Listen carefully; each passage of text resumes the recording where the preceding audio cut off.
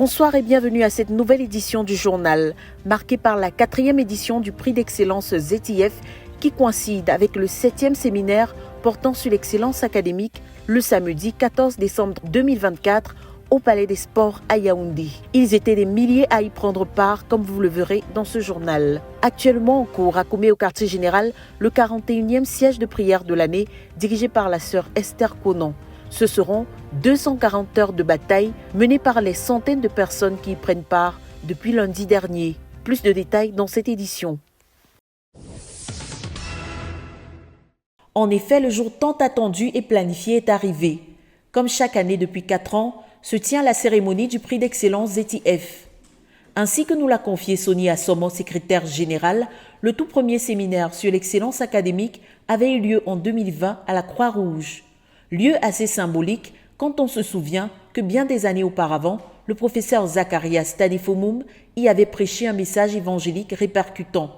C'est dans cette même enceinte et sous le même fardeau de voir les perdus sauvés que le pasteur Patrice Nyami reprenait alors son message inspiré de l'histoire biblique de Zachée, invitant hardiment son auditoire à venir au Seigneur Jésus.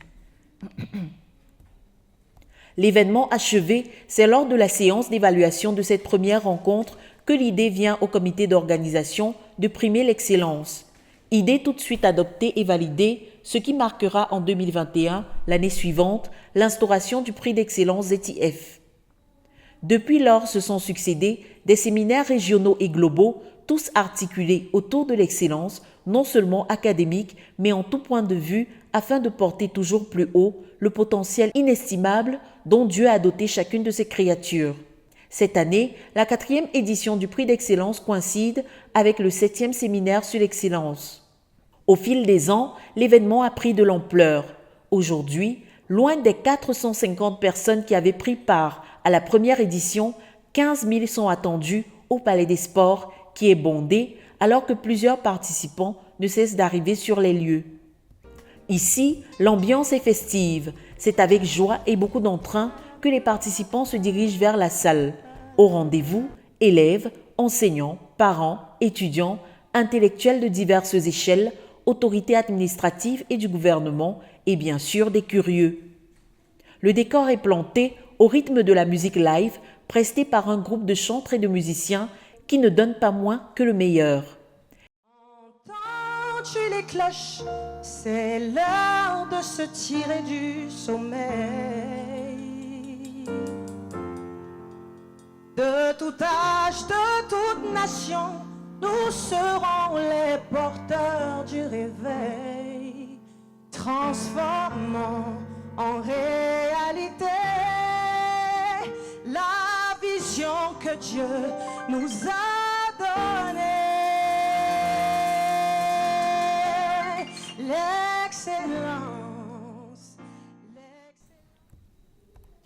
La cérémonie ayant pris effet de bonne heure, le comité d'organisation a pensé à offrir à déjeuner à cette foule constituée de milliers de personnes un savoureux apéritif constitué de sandwichs au beurre et au saucisson, accompagné d'eau fraîche, servi et resservi avec une générosité à nulle autre pareille. Coordonné par Valérie Baribouin, maître de cérémonie, l'événement est meublé des interventions des différents panélistes dont le discours est essentiellement centré sur l'excellence académique relativement à leurs différents domaines d'expertise et sur le professeur Zacharias Tanefomoum et son parcours en tant que modèle d'excellence à tous égards. L'auditoire a eu l'opportunité de suivre la présentation du président du tribunal de première instance de Yaoundé, Georges Simba, au sujet du professeur Fomoum comme modèle d'excellence. Donc nous disons à ces enfants que, ok, accrochez-vous au Seigneur, comme le frère Zach l'a fait, et il a réussi de façon authentique. Parce qu'il y a des réussites basées sur des promotions canapés, sur la tricherie, sur tout le reste. Mais quand on est accroché au Seigneur, le Seigneur nous donne l'excellence authentique. La réflexion du professeur Djamen sur l'éducation, ainsi que l'exposé du professeur Dinte sur les hommes de science produit par ZTF. I was giving a talk simply presenting one new facet of the man Zacharias Tanefomoum, learning about him from the people he produced. over the past years, having presented him, sometimes I presented his scientific work and his output in terms of the papers and the quality of the work. At other times, I presented the man's attitude to hard work, to all these things that comprise the character of a man of excellence. Today, I presented his excellence through the men he has trained. He has trained over 100 PhDs, produced a lot of work on which a lot of us are building. There are many men.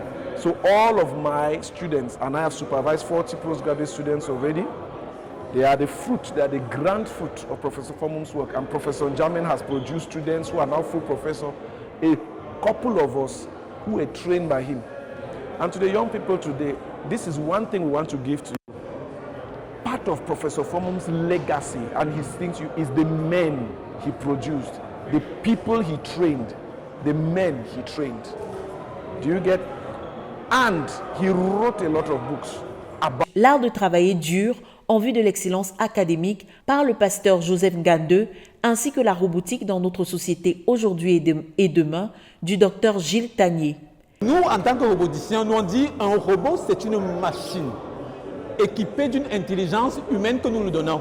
C'est-à-dire que ça demeure une machine.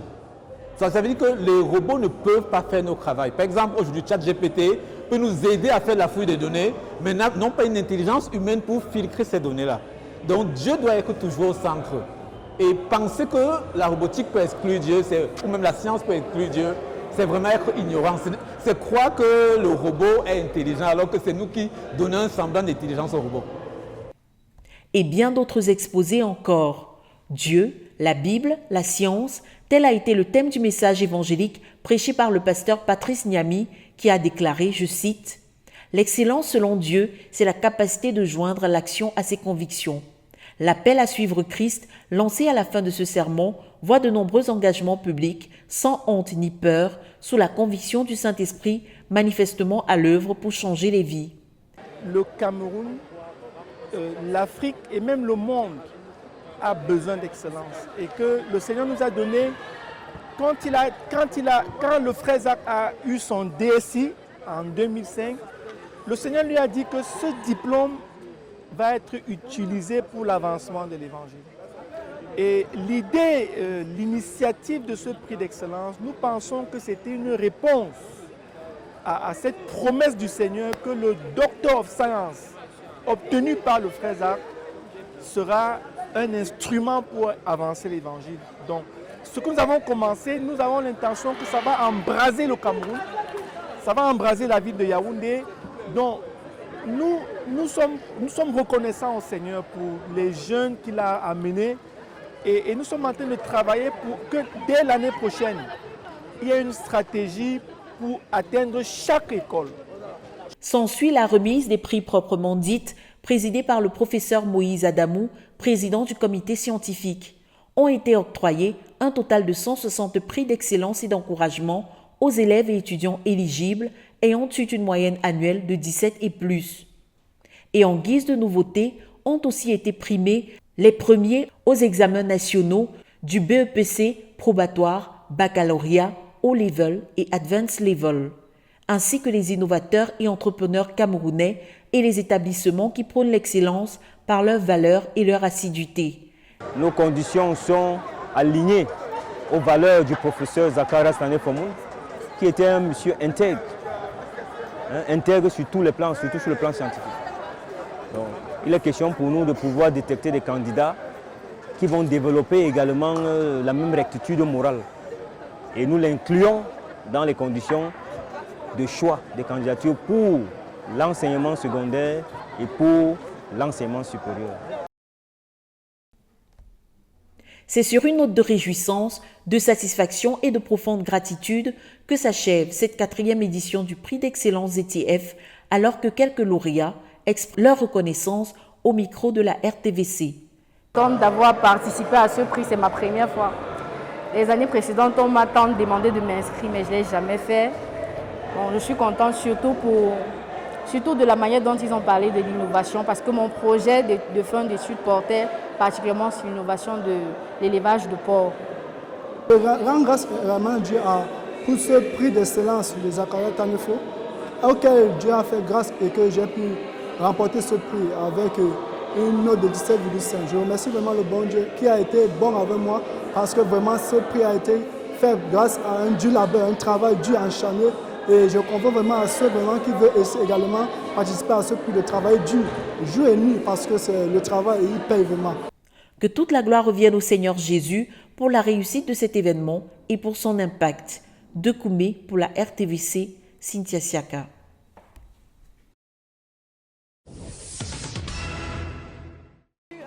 Le prix d'excellence ZTF de ce mois de décembre 2024 a mobilisé plus de 6 000 participants venus de 105 lycées et collèges et 99 universités et grandes écoles venant de 10 régions administratives du Cameroun. Aussi, 11 nations étaient représentées à cet événement, dont le Nigeria, la RCA, l'Afrique du Sud, la France, le Canada, l'Italie, l'Allemagne, la Suisse, la Chine et les États-Unis. Et toutes catégories confondues, les prix allaient de 25 000 à 1 million de francs CFA. L'un des nœuds clés de ce prix d'excellence était la prédication de l'Évangile. Le PDG, Patrice Niami, en orateur de l'Évangile sous le thème « Dieu, la Bible et la science », a introduit ses propos par une définition de l'excellence selon Dieu. Vous allez dire avec moi, s'il vous plaît, Say with me, please. que l'excellence selon Dieu, Excellence according to God, c'est la capacité de joindre l'action à ses convictions. À partir de Actes des Apôtres, le roi Agrippa, a-t-il dit, était convaincu du message de Paul, mais il a échoué au niveau de l'action.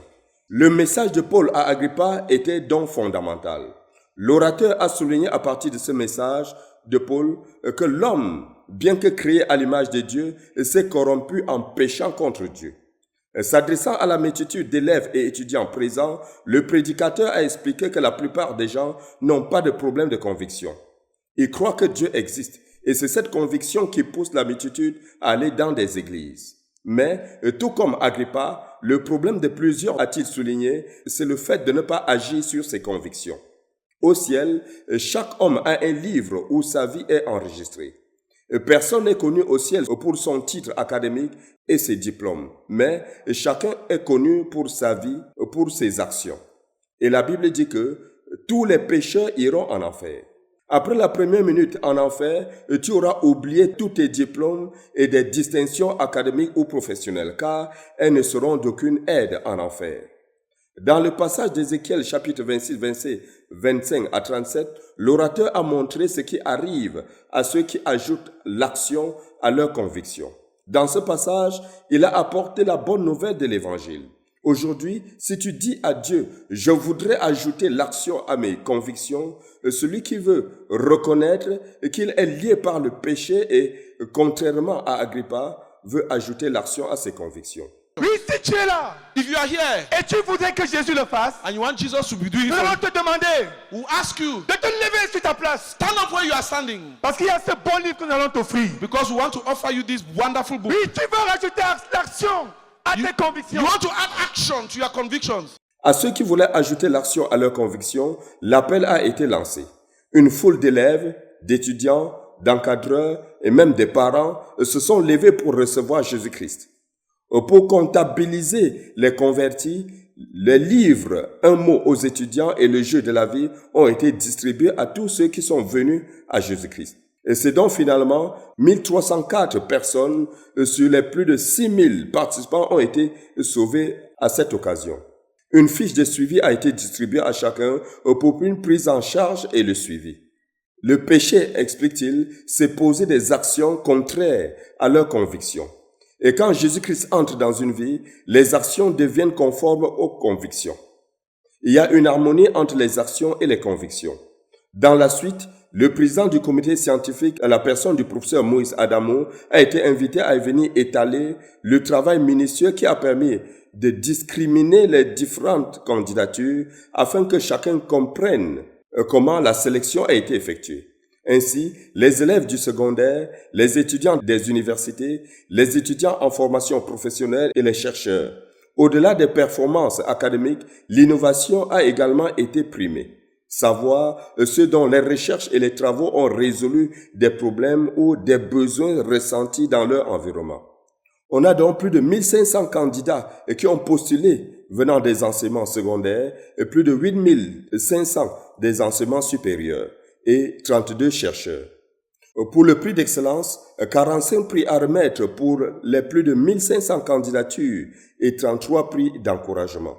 Sur cette note, et une fois le principe établi, l'instant tant attendu a été introduit, la remise des prix. Kenyé Kuaté Dutel de Riche, du lycée bilingue de Bobongo, Petit Paris, au PASIX. Il a obtenu la note de 20 sur 20.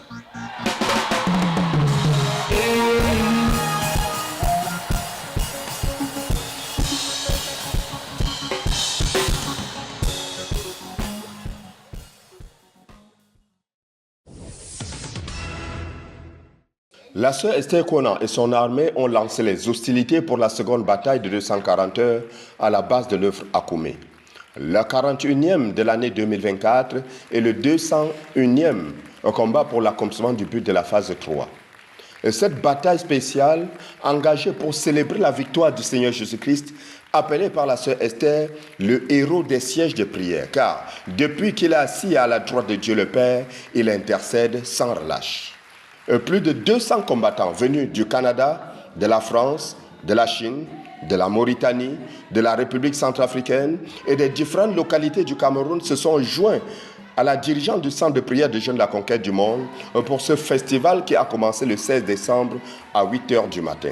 Les acclamations accompagnées des cris de joie par tous les saints rassemblés ont été les premières manifestations spéciales d'un peuple reconnaissant à Dieu pour le privilège de lui appartenir et d'être des instruments utiles entre ses mains. D'un commun accord donc, la sœur Esther a amené ses soldats à donner la gloire de Dieu. Et ses fils et filles du Dieu très haut lui ont rendu grâce ensemble. Et certains ont eu l'opportunité de chanter pour lui et de tout leur cœur, ils ont béni Dieu pour chaque soldat présent, pour les séries de miracles opérés par l'Éternel Dieu Tout-Puissant, pour la présence effective de tout un chacun. Pour l'assaut de proie que Dieu a appelé avant la fondation du monde, pour l'accomplissement de ses desseins, le frère Zach, ces ouvriers de Dieu dans la prière et par la prière, ont béni une fois de plus l'Éternel pour sa vie de prière et son ministère de prière. Les combattants au front ont une fois de plus adoré Dieu pour la place que le frère Zach avait donnée à la prière dans sa vie. Pour chaque siège de prière qu'il avait initié, dirigé et accompli, pour chacun des 200 sièges de prière accomplis dans le cadre de l'accomplissement du but de la phase 3 de l'œuvre. Les cantiques de louange et d'adoration ont été élevés pour célébrer ces guerriers de la prière, ont particulièrement adoré Dieu pour la place de la prière dans la vie du frère Zach, pour chaque siège de prière qu'il a initié, accompli. Une fois de plus, siège après siège, ils ont béni l'Éternel pour chacun des 200 sièges de prière accomplis dans le cadre de l'accomplissement du but de la phase 3 de l'œuvre. Ceci par des cantiques de louange et d'adoration. Ces célèbres guerriers de la prière ont également béni l'Éternel Dieu pour l'impact de chacune de ces batailles dans notre ministère et dans la vie de chaque saint de la communauté missionnaire chrétienne internationale, de Koumé jusqu'aux extrémités de la terre. Les prières de gratitude ont été faites au Maître de l'univers. C'est au moment crucial pour la sœur Esther de conduire son armée dans la proclamation de la parole de Dieu sur les vies, de confesser par nos lèvres notre victoire. La bataille a commencé donc et se poursuit. La présence de Dieu est manifeste. Dieu est en train de conduire son armée à nous aider à entrer dans une nouvelle phase de son œuvre.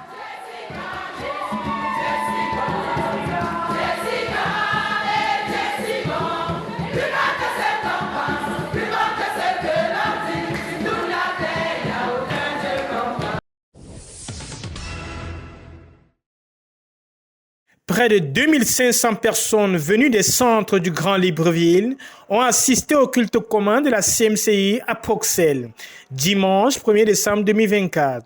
Ce culte avait pour thème « Jésus sauve ».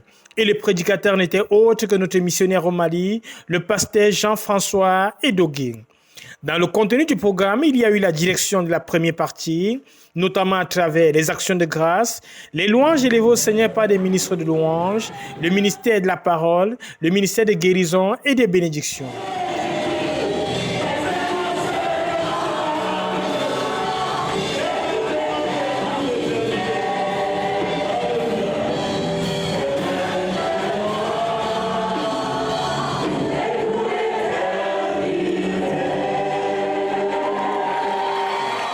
Le message était clair, c'était un appel à venir ou à revenir à Jésus-Christ, source ultime de salut et de transformation. Il a insisté en disant que sans Jésus, peu importe ce que vous êtes et ce que vous possédez, vous êtes perdu pour l'éternité. Découvrir Jésus, c'est être sauvé pour toujours. L'appel a été lancé aux pécheurs et 80 personnes ont décidé de recevoir le Seigneur Jésus-Christ dans leur vie.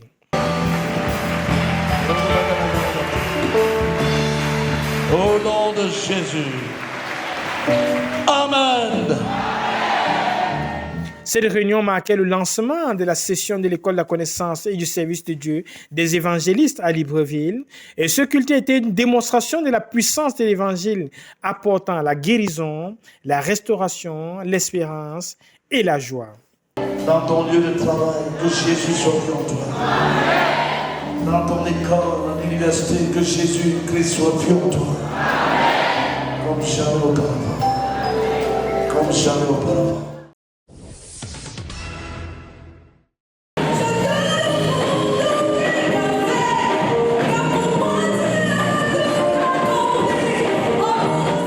Le pasteur Calvin Ekoela et les dirigeants de l'église à Libreville ont organisé une session de formation des évangélistes du 2 décembre au 4 décembre à Bruxelles, quartier général de la CMCI Gabon. Le thème de la session était le cycle de vie d'un évangéliste. Notre orateur a articulé son enseignement sur 4 idées. La première était la prière, le souffle de l'évangéliste, car le travail de l'évangéliste commence et s'achève au lieu de la prière. Quelqu'un qui n'avait pas le fardeau des âmes peut devenir un évangéliste enflammé. L'évangéliste ne court pas après les foules, il court après Dieu. Et quand il trouve Dieu, ce sont les foules qui le suivent. La deuxième idée, l'évangéliste est un stratège en mission, tiré de 1 Pierre chapitre 3 verset 1 et de Colossiens chapitre 4 verset 5 à 6. La troisième idée, c'était un appel à la radicalité et à l'engagement total. La quatrième articulation, c'était des enseignements pratiques pour un impact durable. Cette session de formation des évangélistes à l'église à Libreville s'inscrit dans la poursuite de la mission de l'église qui est de faire de cette ville la première ville dans laquelle il n'y aura pas de non-croyants. Dieu nous a parlé. J'ai été personnellement visité et ma vie de prière en tant qu'un gagnant d'âme a été révolutionnée. Je sors de ces 3 jours d'évangélisation avec toute la satisfaction et la conviction que les choses ne vont plus être les mêmes. Voici le premier sentiment à chaud que je peux livrer par rapport à ces 3 jours intenses. Célébrer l'Éternel car il est bon, car sa miséricorde durera toujours. Yacine Bekolo, RTVC.